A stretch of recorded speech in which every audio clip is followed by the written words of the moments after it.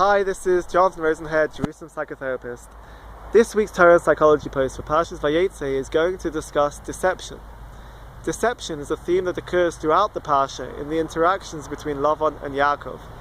Lavan tries to deceive Yaakov by switching Rachel and Leah, and then Yaakov comes up with a plan with Rachel to have simanim between them, which the Gemara describes as Yaakov playing Lavan at his own game, at his own deception game, to avoid being tricked. Then Lavan changes Yaakov's wages 100 times, and finally Yaakov has had enough, and he flees from the home, taking with him his family without informing Lavan.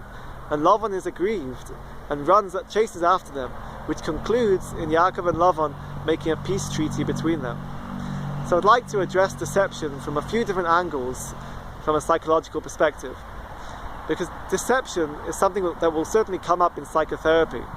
For example, in couples counseling, where the cornerstone of a relationship is trust, and if there is deception, it can be difficult to heal the fracture. So therapy will address the deception and focus on honest and open communication to improve the relationship.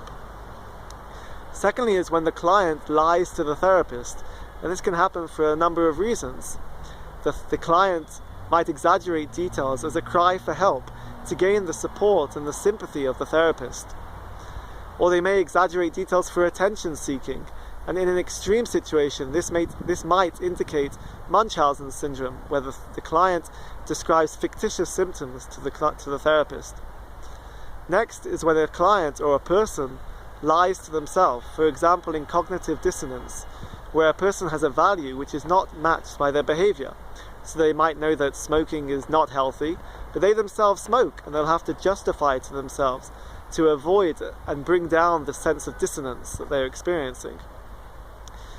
Next is in forensic psychology. It's important to understand and to recognize deception, to be able to detect when a person is lying. And finally, in psychological research, deception is used in different ways.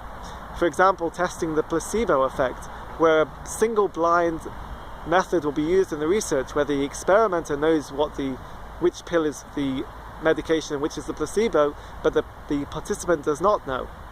Or in social psychology, where they're testing a certain behavior, deception might be used on the participant in order to ensure that the behavior is authentic and they can get a clear understanding and an authentic understanding of the behavior that's being tested.